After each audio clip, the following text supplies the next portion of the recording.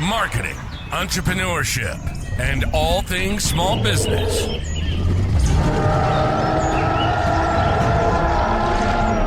You're listening to the Jurassic Marketing's Triceratops. Now, here's your host, Justin Miller. This has been like the month of variety, Kevin. It really has. We've gone from storytelling to business intelligence to medical and back. We have. It's been quite a variety. And you've been able to manage to tie a lot of it together. Thank you. I'm not the one that did radio for a living. That's why I just like to watch you work, because I can sit back and just only have to talk like every 7 or 8 minutes. It's nice. No, but I think this one dovetails nicely. If you go back and listen to Ron Sheets when he's talking about storytelling and how that builds trust, this is going to take a different angle on that. And I don't want to give away the whole thing. So, all right, we got a nice intro. I love nice intros. You know that. I do. You love it when a guest has an intro. I think you should have some soft background music playing when I read them or something. You mean that intro that we have for the podcast isn't soft enough for you? That's kind of in your face. It is. All right. So there we go. We have the founder of Books That Lead. Yes, we're talking books today from the marketing angles. He's the author of Become the One: How to Define and Dominate a Niche Service Market with a Book. He helps consultants and service-based business owners use books to establish authority, differentiate in crowded markets, which they all are crowded at this point, and attract better clients without competing on price. He's worked on dozens of nonfiction books across multiple industries, many of them designed as strategic front-end assets rather than traditional publishing projects, which preaching to the choir on that one. Talking about niche clarity, authority, why the right book changes how prospects see you before the first conversation even starts, which is great from a marketing angle. We should have brought my books. This is in your wheelhouse as well. I know I'm beginning to, the more you read there. And then he could rip them apart and said he would have done much better. Guest today is Colin Campbell. Colin, thank you for joining us on Triceratops. Thank you so much for having me. This is so much fun. And already. He's our only guest with a mic on him. Yeah, look at that. He's got it all. He's got a nice little studio. And he's got the black curtain. I was telling you today we needed the stand. I know. And we literally just had that conversation about a stand like that will come over like the radio studio versus the microphones that are right in front of our faces. But Colin, I'm jealous. We do have a TV here, but you got the right stand. Yeah, you have a mixer. I don't have a visible mixer. That's true. You can see most of the tech on this. Funny enough, I've debated about putting that on a drawer. Yeah. As often occurs on the podcast, we get off track fast. Keep it. I love it. But we're also, once again, reminding those that are listening via audio, there is a video podcast counterpart to this. And it is so much better to absorb it with your ears and your eyes. Yes. And the Apple CarPlay does not show video for some reason, but the Apple TV does. All right. Let's talk about books. I've used them as lead gens, handouts for speaking, all kinds of stuff. I've written them in like 3 niches now, I believe, just for myself. First one being in the wedding niche, which I believe is still housed in the library. Probably. Downtown. Yeah. And I'm one of the few people that's able to throw away a book only because I know them as marketing pieces. But that does not negate from the fact that they work amazingly well as marketing pieces. So I'm curious first, how did you get into the world of helping with book projects and doing, I'm assuming it's ghostwriting, but how did you find yourself in this little area of the marketing world? Sure. I went to LA. I went to a conference with this guy named Joel Bauer, and he created a bidding war for a business card in his conference. And literally, like he had this lineup of 200 people. Everyone was prepared to pay $100 for the licensing rights of this business card. And like, he's a very dominant speaker. He's very charismatic, and he looked like to the side. He's like, you know what this is? Direct response marketing. And he said it all like badass like that. And should I omit the swears? Should I omit the swears here? Or? No, we have a button that does that, but we don't use it. So no, we don't use it. You're good. Just an occasional swear on the show. So he he said it's direct response marketing. And I was like, whatever direct response marketing is, I want to learn that. And he became literally my mentor. And from 2011 until still, like I still stay in touch with Joel. But through his network, he had a book and he was preaching the value of a book. And maybe at one of the lunches or a dinner, I was speaking to one of the people who was at the conference, and I was just asking some questions about her business. And she kind of picked up that I was curious and could like rephrase what she had said, or like I have that capability of like structuring material. And even though I hadn't done a book at that point, I just love copywriting. And I wrote a book for her. It was Maria Giordano. It was called The 30 Days in the Life of a Pro Real Estate Investor. Pro, not professional. And like I look at the cover and I could do better now, but it was my first book and experience like working with a business owner. She had used that book to attract people into her investor group. Like a lot of these real estate investors, they have a group and then they pool their capital together to buy bigger projects. So that was kind of her front end hook, that if you come into this group that you get a copy of my book. And that was my first exposure. And then from there, referrals and different business. I really like your intro to how the marketing business is almost like the finance business, in the sense that you get a really broad spectrum perspective of what's going on in the market. So I've worked with, a medical doctor. The most niche book I've ever written was The Promise of Certainty, which was church insurance in Texas. And so that's 3 layers deep. And I'm curious, too, you said a wedding? A wedding? Yeah, so my first business was as a wedding disc jockey, and we had the book I wrote there. Let's see if I can ramble it off now. The Secret to Making Your Wedding Reception Fun, Memorable, and Stress-Free, which were the top 3 pain points. So that's amazing. How did it work for you? Like, what was the... Damn it, I'm being interviewed now. No, it worked well enough. And after I bought your business, I continued to give people your books till I ran out of them, and it booked me weddings at bridal shows because it hit all those pain points. Yeah, we handed it out at bridal shows. I used it to get a lot of local media coverage. I did a lot of like morning shows and local talk show appearances in like a 200-mile radius from here. And it was an authority piece, which we'll talk about.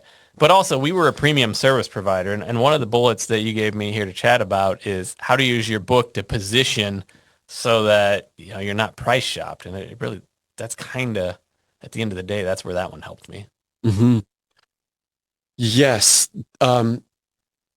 Dr. Hilda Maldonado is a medical doctor, and she runs a cash practice. And when she and I met, I asked, the fundamental marketing question of like, when you review your portfolio of clients, who are the ones that pay on time, who value your service, who are like the best clients?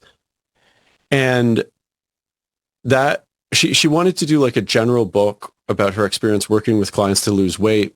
But what it turned out to be was that she had run these seminars on thyroid. And thyroid was like a big front end conversation. Like she would drive traffic to these physical seminars on thyroid. And that became the truth about thyroid. So if you think about every service-based business owner, you could pretty well walk outside and like throw a rock and hit a direct competitor if you're in any major metropolis. And then you take the internet and it's like, we can, with AI or with the technology, position as if we know what we're talking about, and you don't really know how to distinguish the difference between one practitioner and another. So I think of it like a multi-dimensional jewel. This jewel that I'm talking about here is like medical doctor, cash-based practice. Okay, let's get specific on the truth about thyroid specifically. So just having something that is specific toward a specific problem differentiates one service provider from another. That's like one parameter that there's probably other ones, but that's one that comes to mind, is just that layering of specificity to say, this is one of the things that I can help you with. and who else is positioning for that particular topic. That's one of the things that comes up on that note. And same go for it. Well, I was just gonna say, so let's talk about the niching then, because you gave an ultra specific example of church insurance in Texas. I think there was a third component, which to me as like a marketing agency owner is like, oh great, we have a very well defined target, we can find them. So that's great, but I don't think many people get that deep. Where is that balancing act between deep enough that we're speaking to the target market and they can self-identify as being in that target market, but not too deep that we've eliminated everyone? Mm-hmm. That's the question, right? That is, there's two things. I forget the direct quote from Eugene Schwartz, but he said that a market is born when a statistically significant group of people are large enough to repay profitably selling to these people. I'm butchering the quote, but there obviously has to be an objective market. Like they have to be buying the thing. But one of the things that I think there's a congruency factor too. Like in Dr. Hilda's case, she was reviewing an actual experience and had an emotional connection with the market. She had done seminars on thyroid and people had, bought that service, but there was a congruency element of like, is she fascinated by the topic and does she love talking about it? Does she actually want to re-up and actually create a marketing collateral that is targeted toward that group of people? But I definitely, and even on this question, I was teaching a class on this niching, and I thought about like, I made a blanket statement like no one wants to get into the Tamagotchi business. Like you don't want to get into the Tamagotchi business because they're dead. Because I thought about when I was a kid in the 90s, like they must be dead. And then I looked up like what's the Tamagotchi market? It turns out that it's like $100 million market. So maybe it is a business that you could consider. But I think there like has to be the objective parameter. But then as a person who sells markets, there has to be a congruency factor with me or the person that I'm working with where they feel strongly about that market. Yeah, I probably some of it goes down to the ultimate purpose of the book too. So, building authority, we always hear, maybe we can better define how that plays out. But when someone's considering writing a book, we can't tell them their goals, I guess, but what should they be considering as viable goals for at the end of the day when this is said and done, what it's supposed to do? The first thing that comes to mind is that before you position yourself as an expert, be one. Wait, let's stop right there. There's the quote of the day right there. Because this is more and more true. Like our last episode, we were talking about the Chat GPT knowing everything, right? And telling you that your idea is awesome and needs no further, work. So I think this disease is going to become more and more rampant. So yes, and so be an expert in something. We will assume they are, although some won't be, but hopefully they won't take the action. This is where marketers get into trouble. So you and I understand this. Kevin understands this. Some people learn how to be marketers, but not actually market stuff. Yeah. All right. So be an expert, and then. Yes, I mean that is the if you are an expert, you have indicators of expertise. Whether it is other publications, media appearances. More specifically, and probably the most important is, can I demonstrate through a series of case studies the impact that I've made on other people's lives?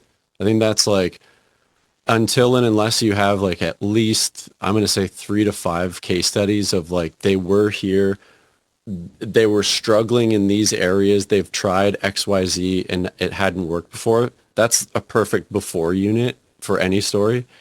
And then we did in the during unit this other distinct thing that was different from what they're doing, and then they got a result. Like that's such a beautiful through line that if I can have 3 to 5 of those, usually that's where we start in a conversation too. It's like, let's talk about that story arc of 3 to 5 people that you've worked with. And then I love finding whether they do have like a 3-step model or some sort of principled approach to that or not. I love when they don't, because then we can make stuff up about that. So like if you have the 3 case studies to 5 case studies and you don't have some sort of unique mechanism or model, that's where you can explore and be like, what did we do there? I'm trying to think for Ron Wadley, who has the Promise of Certainty, his unique mechanism.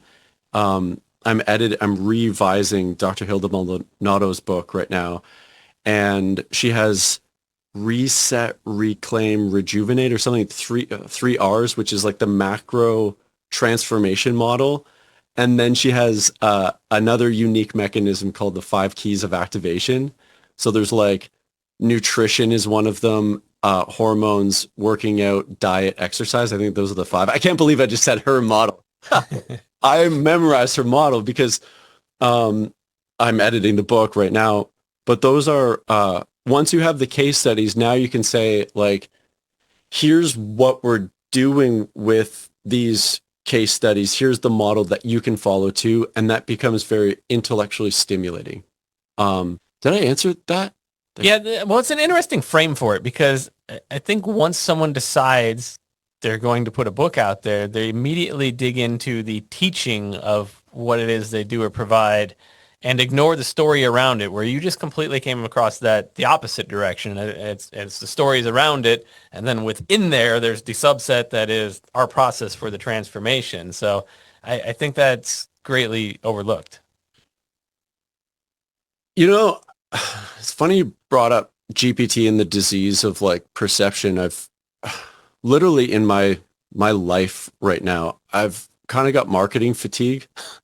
Mm-hmm. Like if I have to talk about target markets and the psychological profile of people, it's almost like I've spun out like I'm in people's subconscious all day long. And what am I trying to say about that? It's the story of transformation. Like it always comes back to the people that we're talking to. A book and any media collateral, when you think about it, it's a one-on-one conversation. No one spends their time on the toilet if they're on the swiping through the Instagram. You know, they're not going to watch your video if it doesn't interest them. And it's a one-on-one conversation. If you don't know who that person is and what they're, what's going to captivate them, which is usually a story of something that they relate to, then no one's going to read your like AI prompted goop. I don't find that very interesting. A bunch of like headings with like, oh, and then here's some more goop. Like I don't need any more goop in my life. Yeah, and I got to think that society in general is going to get better at spotting the model. I mean, the model continues to evolve and get better too, but I think there's, to the observant reader, they're going to be able to tell the difference. They might not know exactly what it is. They might not be able to put their thumb on it, but they're going to know something's off. Like, you know, obviously we and everyone else uses AI to some extent, and we fed it as much as we can about us. So it's got it, but it still doesn't, it knows the stories I've given it, but it doesn't know the other ones that haven't. So yeah, it's a tool. I still get it like a typist, essentially. Yeah. Like tactically giving me the commas in the right place. I feel like I'm still a C- student when it comes to like what the hell a semicolon is or whatever. Like do it right. I just yell at mine about the dashes. So it No. doesn't matter what instructions I put in, we still got them. Yep. You think at some point they're just going to remove those since everyone knows that one. So you mentioned like the TikToks and the online and the short form content, which we see get consumed a lot of these podcasts. We get significantly higher viewers on the reels and the shorts than we do on the full podcast episodes. And then I kind of put that in perspective of a book, which is even a longer form content. You know, I'm curious your thoughts of where that lives in the landscape right now of media, and is that going to change in the future? I don't know. I don't know. I know that BK Publishing, I had a conversation with a woman who does awards ceremonies. So what she does is once a book is published, she sources award ceremonies that people can apply to get an award for their book to build up cred. I can connect you actually if you want. Her name's Carol Abrahamson. And Carol was telling me that she went to the annual meeting for investors of BK, or like the collaborators. And their market share for nonfiction book has gone down like 10% per year, and which is an alarming amount of like decline, because the media of books in nonfiction is obviously being affected by people feeling empowered to just go to AI and can you solve all of my problems? But which is funny, because why would I bring up a stat that it's kind of like goes against, I don't know how much that affects the other things that are critically important. And here's how I think about it. Amazon has servers, and those servers are inextricably linked to Google. And when you publish a book with a specific title, it gets interwoven into the fabric of the internet itself. And it's almost it's as important as getting like a trademark, because you're putting your line in the sand and saying like, this is my book. So that's one of the things it integrates into all of the AI models that syndicate Google. So who is Dr. Hilda Maldonado? When you look it up, she's the author of The Truth About Thyroid. Any one of my clients who, when we published the book on Amazon, that's one of the mentions, published this book. So it's actually an SEO strategy and an AIO strategy, AI optimization strategy, search engine optimization, and artificial intelligence optimization strategy. But the stuff that you guys do, the direct marketing approach, and what Ron is doing, printing out books with a letter and a stamp and sending it to churches in Texas so that his sales team can follow up. That's really where you get that direct marketing advantage. Like if you know who your target market is, you have a book that's in alignment with their like wedding planning, as you mentioned, and you have an approach where you can follow up with them. That's really where you're getting the direct backstage conversion. That's another thing. The biggest thing though is, sorry, I keep on looking at the camera and I got to check in with you guys here on the visual, but the biggest thing I believe, and the biggest benefit, is actually the internal clarity that's required of you to really write a book. Like, the teacher learns as much as the student. Yeah. Mm-hmm. Yeah. Like if you synthesize your knowledge and you talk about your case studies, you're sharpening up your language so that you can do other forms of media better. And that's the thing too, is like you can have that. You mentioned bringing your book, and you should like on a stand right back, you have that kind of credibility on any other form of media. It's an extension of what are the three things: ARC, SSL, authority, reciprocity, consistency, social liking. Like you have that trigger of that authority trigger on any of your other media that you can use a book for. So it's more than just an absorption media that you're like, oh, I need to know, Mabel, could you pass me the knot tying book? Like I need to figure out how to tie the knot. You see, like, and you open up a book, you're like, here's how to do it. You're just going to use AI for that simple answer. I went on an overshare on that one. Well, trust me, the the irony of the direct mail guy asking about the longevity of a book is not lost on me either. All right, we are up against the clock, so we're going to do the lightning round. Oh, this is the part where there's no current sound effect. Oh, there's, there's 5 sound effects loaded. I know but the problem is there aren't any. That's the problem. There's only that one, which doesn't seem appropriate. I know. Once again, I'll work on it. should have lied and edited it in afterwards, so I look like the idiot. That's but our motto is little editing as possible. It's as real as possible. Record to tape. All right. The lightning round, you realize I have to ask the book guy about a book. So current favorite book that you are reading? I am reading Endure by Cam Haynes right now. I got to get my mind straight on discipline. You know, I've been like eating chips and watching movies, and it's like, stop it. So that's what's up. Cam Haynes' book, Endure. It's excellent. All right. Tool or tech piece you can't live without? Voice to text in Google Docs and bring it over to GPT to edit key prompt. I want this one topic per sentence, active voice only, and paragraph form. Those are some of the common things that I say. So like one topic per sentence, often it speaks in passive voice, meaning something is done to it. A campaign was made. No, dude, we made a campaign. Active voice only, one topic per sentence, no M dashes, paragraph. Thank you. It'll find another type of dash to use. Don't worry. Yeah. Quote or motto that sticks with you? It was easier for Hitler to start World War II than it was for him to stare at a blank square of canvas. Wow, now that's one I wouldn't have expected. Yeah, screw that guy. But it's from The War of Art. It's a really good line. Like, make your art. Today's the only day that you have to make art, and it's hard being an entrepreneur or like any sort of creative. So like, do the thing, do the work. It's really hard. Well, do you notice now, look in the back over there, it looks like a tech room behind him. Do you play guitar? Are you in a band? I noticed it. I thought I saw an amp on there, but Yeah. I was looking at the clock here. I know, we're getting up against the clock, but are you in a band? Yeah. Yeah. I make music with my act is called Trust the Band, if you want to check it out.